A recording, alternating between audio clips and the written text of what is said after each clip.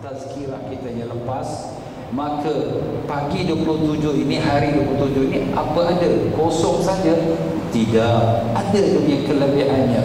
Kelebihannya apa? Sama macam malam Lailatul Qadar yang malam semalam. Sebagaimana dalam satu hadis, saya bacakan hadis ini yang diuraikan daripada Al-Imam Ad-Dailami daripada Sayyidina Anas bin Malik radhiyallahu anhu. Rasulullah sallallahu alaihi wasallam telah bersabda, artinya 4 dari malam-malam sama kedudukannya dengan siang-siang harinya, iaitu 4 malam yang siang harinya sama kelebihannya pada malam itu, dan siang harinya sama dengan malam hari.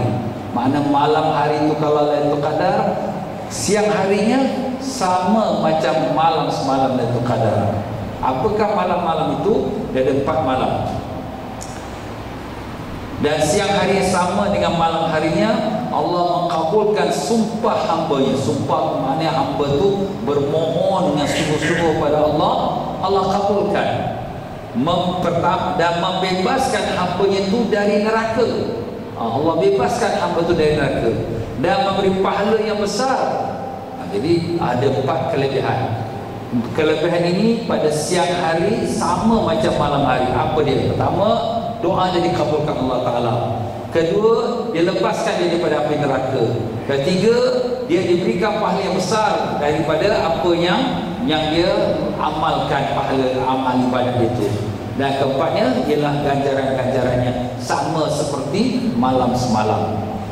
Malam yang di mana pertama malam Lailatul Qadar, dan paginya pagi harinya. Jadi kalau semalam Lailatul Qadar, pagi ini pagi Lailatul Qadar, sama seperti semalam. Kalau kita semalam kita kata Lailatul Qadar lebih baik pada 1000 bulan, ibadat pada pagi ini pun lebih baik pada 1000 bulan. Kalau kita kata Lailatul Qadar doa tidak ditolak, pagi ini pun doa tidak ditolak oleh Allah. Jadi jangan kita waste time.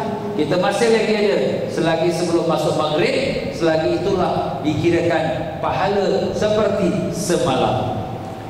Dan yang keduanya ialah malam nisfu Sya'ban dan pada pagi harinya. Malam nisfu Sya'ban kita tahulah, kita baca Yasin, kita doa. Paginya itu sama juga pahalanya, pengkabulan doa seperti malam semalam, iaitu malam nisfu Sya'ban. Yang ketiganya pagi hari, dan yang ketiganya malam Arafah dan pagi harinya. Hari Arafah, ya, kita yang pergi wukuf Arafah, kita berada di Arafah. Yang tidak pergi wukuf Arafah, macam Ustaz, kita tak kira Arafah, kita kat Singapura, sama juga, dia bukan kira tempat, dia kira malam Arafah. Oh, orang kat Mekah dia wukuf ke Arafah. Malam ni malam 9 Zulhijjah, malam Arafah. Malam ini kita berdoa, berwirid, berzikir dan memohon pada Allah. Besok hari Arafah kita doa juga pada Allah Ta'ala. Jangan kita lepaskan peluang. Dalam satu hadis, tidak ada hari yang lebih banyak Allah bebaskan hamba-Nya dari api neraka daripada hari Arafah. Jadi hari Arafah ni hari yang paling banyak sekali Allah bebaskan hamba-hambanya daripada api neraka. Dan yang keempat, yang terakhir ialah malam Jumaat dan pagi harinya. Malam Jumaat, malam yang penuh barakat, dan ini kita akan dapatkan setiap minggu malam Jumaat. Jadi malam Jumaat jangan kita buang masa. Ada zikir, ada tahlil, ada baca Yasin, doa pada Allah Ta'ala. Dan pada pagi Jumaat kita pergi masjid awal-awal, duduk dekat masjid, baca Quran, baca suratul Kahfi, doa apa hajat-hajat kita. Jadi inilah dia 4 malam, iaitu malam Lailatul Qadar, malam nisfu Sya'ban, malam Arafah, dan malam Jumaat. Malamnya, siangnya sama ganjarannya. Jadi itulah dia tuan-tuan, daripada Al-Imam Ad-Dailami, daripada Sayyidina Anas radhiyallahu anhu. Nah, sekarang pada malam semalam, malam 27, apakah yang kita dapat saksikan? Dia punya tanda-tanda Lailatul Qadar. Cuaca pada pagi harinya dalam keadaan yang sedang, tidak panas dan tidak tersangat sejuk. Jadi kalau malam tadi Lailatul Qadar, kalau berlaku yang Lailatul Qadar pagi tadi, maka kita akan dapatkan bukti apa dia? Cuaca redup, tak terlalu panas dan tidak terlalu sejuk. Dan memang terbukti, siapa-siapa perhatikan tadi pagi, daripada pagi lepas subuh terbit matahari sampai ke tengah hari ini, cuaca redup saja. Matahari itu boleh nampak, boleh tengok matahari macam bulan purnama, seperti mana yang Nabi sallallahu alaihi wasallam sebutkan dalam hadis, iaitu pada hari paginya matahari terbit tidak memancar. Kenapa tidak memancar panasnya? Karena malaikat-malaikatnya sedang naik ke langit, kerana mereka sampai kepada salamun hiya hatta matla'il fajr. Para malaikat memberi salam pada orang-orang yang sembahyang sampai matla'il fajr, terbit fajar.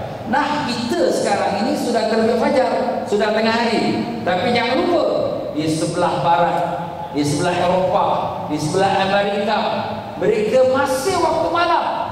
Kalau kita tadi malam Lailatul Qadar, malam di Eropah Lailatul Qadar, malam di Amerika Lailatul Qadar, dan seluruh alam dunia ini akan dapat Lailatul Qadar kalau malam semalam Lailatul Qadar.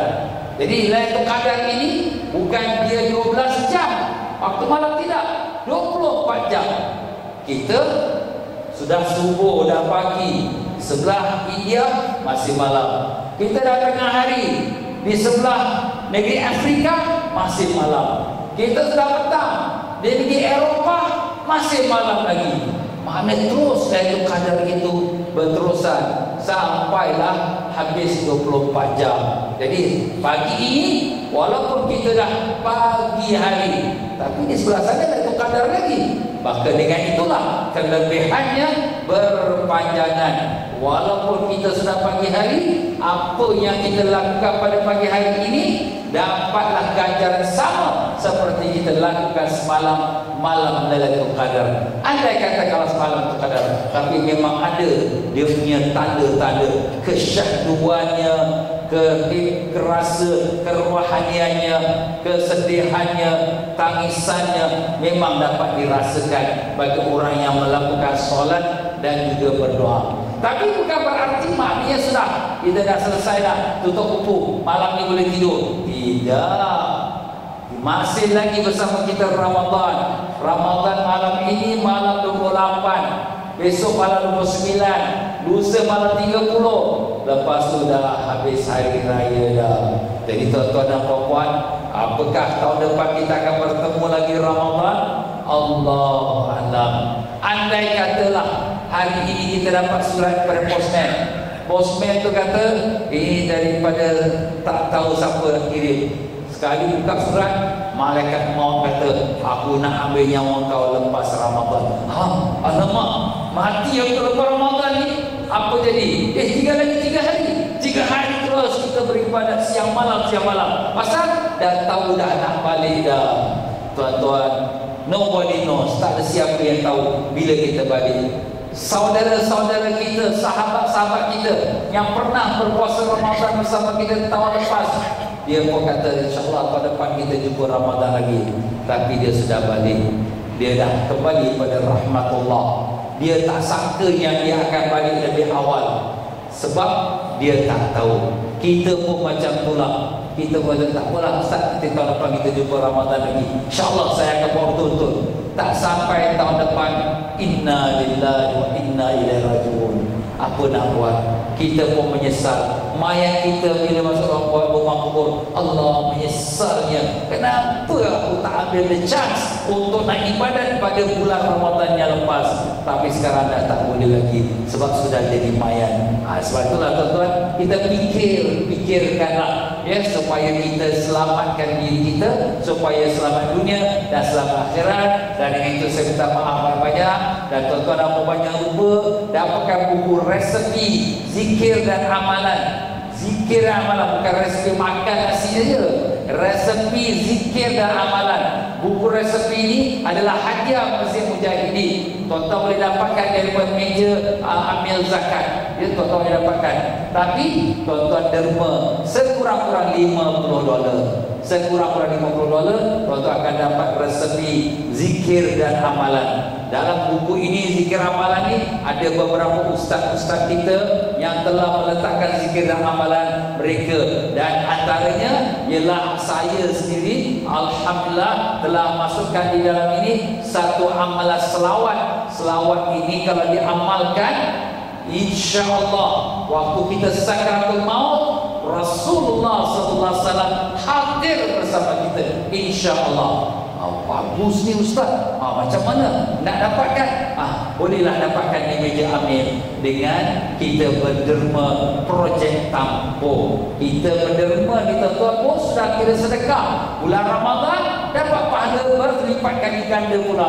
Kemudian sepanjang tahun 3 tahun digunakan wang kita untuk semua aktiviti masjid. Kita tidur kat rumah tapi pahala mengalir saja.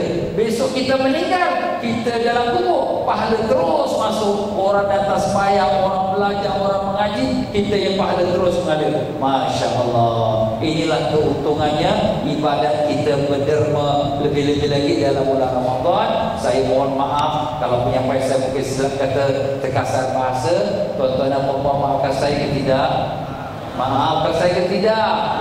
Terima kasih banyak-banyak. Sama-sama kita baca istighfar. Astaghfirullahaladzim, Astaghfirullahaladzim, Astaghfirullahaladzim. Subhanakallahumma wa bihamdika asyhadu an la ilaha illa anta astaghfiruka wa atubu ilaik. Wabillahi taufiq wal hidayah. Wassalamualaikum warahmatullahi wabarakatuh. Ya Nabi.